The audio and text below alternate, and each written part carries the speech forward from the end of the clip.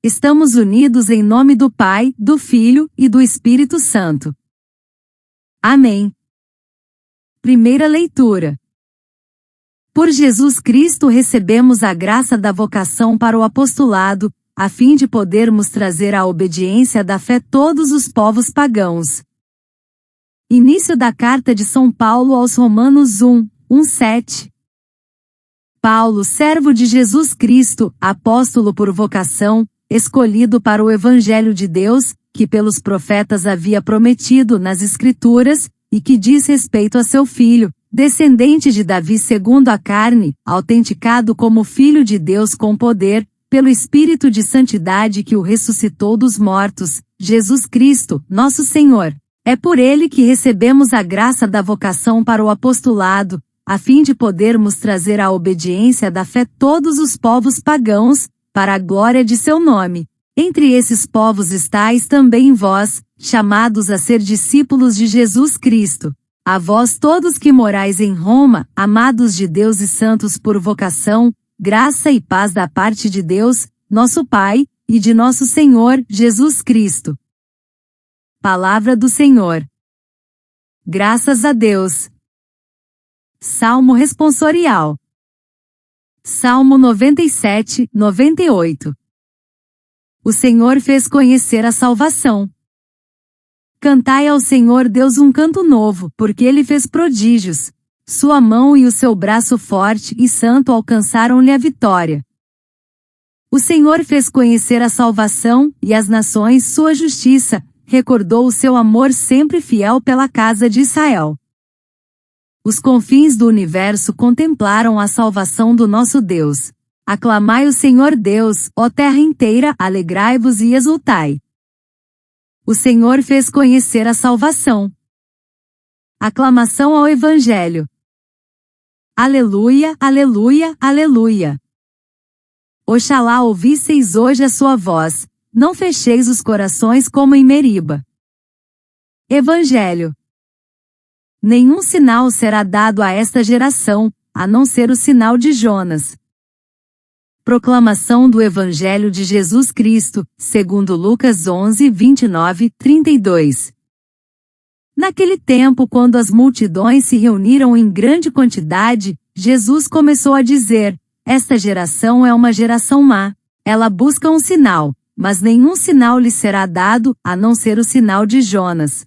Com efeito, assim como Jonas foi um sinal para os ninivitas, assim também será o Filho do Homem para esta geração. No dia do julgamento, a rainha do sul se levantará juntamente com os homens desta geração, e os condenará. Porque ela veio de uma terra distante para ouvir a sabedoria de Salomão. E aqui está quem é maior do que Salomão. No dia do julgamento, os ninivitas se levantarão juntamente com esta geração e a condenarão. Porque eles se converteram quando ouviram a pregação de Jonas. E aqui está quem é maior do que Jonas. Palavra da salvação. Glória a vós, Senhor. Reflexão. No silêncio da manhã, quando o coração ainda busca sentido para o dia, ecoa a voz de Paulo, servo de Jesus Cristo, apóstolo por vocação.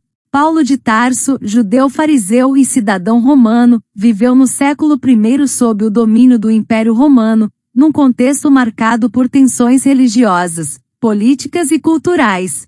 Após sua conversão ao cristianismo, tornou-se apóstolo dos gentios, levando a mensagem de Cristo além das fronteiras judaicas. Sua carta aos Romanos, escrita por volta de 57 d.C., reflete seu desejo de unir judeus e não-judeus na fé em Jesus, destacando a salvação pela graça e a vocação universal ao apostolado. Em meio ao poder imperial e à diversidade cultural de Roma, Paulo anuncia um evangelho que transcende impérios e convoca todos à obediência da fé, um chamado que permanece atual diante dos desafios contemporâneos. Ele escreve aos romanos, não apenas àquela Roma imperial, centro do poder político e cultural do século I, mas também a nós, que vivemos em meio às multidões digitais, às ideologias fragmentadas, aos impérios modernos que moldam consciências. Paulo não fala como um filósofo grego nem como um legislador romano. mas como alguém tocado pela graça, escolhido para anunciar o evangelho que transcende tempo e espaço. Seu objetivo é claro: levar todos os povos à obediência da fé, não pela força, mas pela revelação do amor de Deus em Cristo. A carta aos Romanos, escrita por volta do ano 57 d.C., é um tratado teológico profundo, destinado a uma comunidade cristã que vivia sob o olhar atento do Império. Paulo, que nunca havia estado em Roma, escreve com autoridade apostólica, movido pelo desejo de unir judeus e gentios na mesma fé. Ele apresenta Jesus como cumprimento das promessas feitas pelos profetas, descendente de Davi segundo a carne, mas revelado como Filho de Deus pelo Espírito que o ressuscitou dos mortos. Aqui está o centro da fé cristã: a ressurreição como sinal definitivo da vitória de Deus sobre a morte, sobre os impérios, sobre os corações endurecidos. O Salmo responsorial, entoado como canto novo, celebra essa salvação que se fez conhecida. Não é uma salvação escondida, elitista ou restrita a um povo. É uma salvação que alcança os confins do universo, que se revela na justiça e na fidelidade de Deus. O salmista canta com alegria, convidando toda a terra a exultar. E nós, em meio às nossas rotinas, somos chamados a cantar também, não com palavras apenas, mas com vidas que testemunham a vitória do amor sobre o egoísmo, da esperança sobre o medo. No Evangelho segundo Lucas, Jesus confronta uma geração que busca sinais. Ele não oferece milagres espetaculares, mas aponta para Jonas, o profeta relutante que, mesmo contra sua vontade, foi instrumento de conversão em Nínive. O sinal de Jonas no Evangelho representa a figura profética da morte e ressurreição de Jesus. Assim como Jonas passou 3 dias no ventre do peixe antes de ser libertado, Cristo passaria 3 dias no túmulo antes de ressuscitar. Jesus critica sua geração por buscar sinais externos, enquanto ignora o maior sinal já dado, ele próprio, o Filho de Deus. Jonas foi sinal de conversão para os ninivitas, e Jesus é sinal de salvação para todos, convidando a fé e a mudança de vida. O sinal de Jonas, portanto, é um chamado à conversão interior e à confiança na presença viva de Cristo. Jesus se apresenta como sinal maior que Jonas, maior que Salomão. Ele é o próprio Verbo encarnado, a sabedoria divina que veio ao mundo. Mas sua geração, como a nossa, muitas vezes fecha o coração. Busca provas, mas rejeita a presença. Clama por milagres, mas ignora o milagre da vida, da compaixão, da cruz e da ressurreição. Historicamente, o contexto do Evangelho é marcado por tensões religiosas e políticas. No tempo de Paulo, as tensões religiosas e políticas eram intensas e complexas. O Império Romano dominava vastos territórios, impondo sua autoridade sobre diversos povos, inclusive os judeus, que viviam sob ocupação e esperavam um Messias libertador. Dentro do judaísmo, havia divisões internas entre fariseus, saduceus, essênios e zelotes, cada grupo com visões distintas sobre a lei, o templo e a relação com Roma. O surgimento do cristianismo, inicialmente visto como uma seita judaica, provocou conflitos tanto com líderes religiosos judeus quanto com autoridades romanas. Por sua mensagem universal e por reconhecer Jesus como Senhor, título reservado apenas ao imperador. Paulo, ao anunciar o Evangelho aos gentios, enfrentava resistência cultural, religiosa e política, pois sua missão desafiava fronteiras étnicas e estruturas de poder, propondo uma fé que unia todos em Cristo, acima das divisões humanas.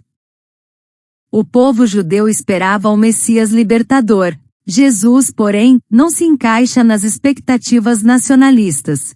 Ele não vem para destruir Roma, mas para transformar corações. Sua mensagem é universal, como a de Paulo. Ele denuncia a hipocrisia religiosa, a superficialidade da fé, e convida a conversão profunda, como a dos ninivitas que ouviram Jonas e mudaram de vida. Irmãos e irmãs, a vocação à obediência da fé é uma resposta ao sinal definitivo da salvação em Cristo. Hoje vivemos em uma geração que também busca sinais. sinais de estabilidade, de sucesso, de sentido. Mas o sinal que nos é dado continua sendo o mesmo: Jesus crucificado e ressuscitado. Ele é o sinal que interpela, que incomoda, que transforma. Ele é o sinal que nos chama à vocação, não apenas ao apostolado formal, mas à missão de viver a fé com autenticidade, de ser sal e luz no mundo.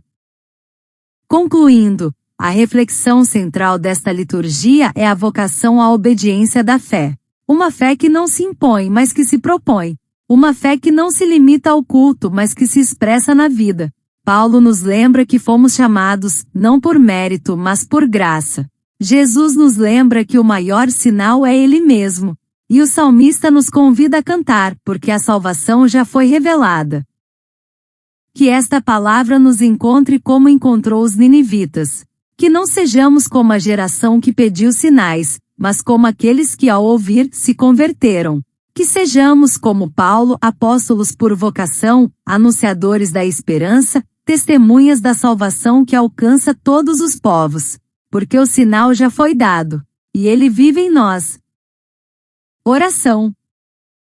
Senhor, Deus da história e da promessa, que chamaste Paulo no meio de sua jornada para transformá-lo em apóstolo da fé, olha para nós, que também caminhamos entre dúvidas e distrações. Vivemos em uma geração que, como aquela, busca sinais visíveis, mas esquece que o maior sinal já foi dado: teu Filho crucificado e ressuscitado. Ensina-nos a reconhecer a tua presença no cotidiano, nos gestos simples, na escuta sincera, e não apenas nos milagres espetaculares que o mundo tanto deseja.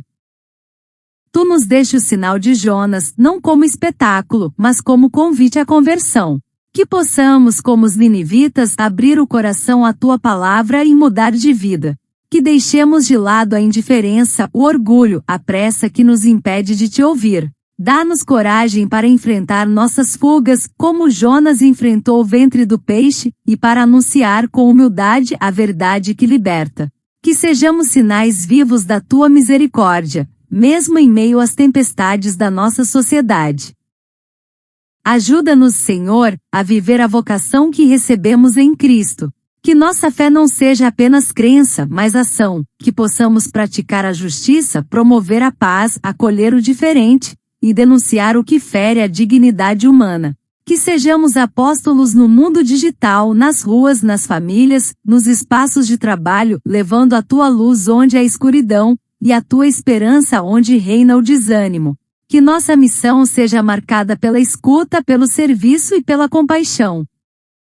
E quando o mundo nos pedir sinais, que possamos apontar para a cruz e para o túmulo vazio. Que nossa vida seja testemunho da ressurreição, da graça que transforma, da fé que une. Que como Paulo sejamos instrumentos da tua vontade, e como Jonas, mensageiros da tua misericórdia. Que como os ninivitas, saibamos reconhecer o tempo da visitação e responder com arrependimento e renovação. Amém. Ave Maria, cheia de graça, o Senhor é convosco, bendita sois vós entre as mulheres, bendito é o fruto do vosso ventre, Jesus. Santa Maria, Mãe de Deus, rogai por nós, pecadores, agora e na hora da nossa morte. Amém. Louvado seja nosso Senhor Jesus Cristo. Para sempre seja louvado. Continuamos unidos em nome do Pai, do Filho e do Espírito Santo. Amém.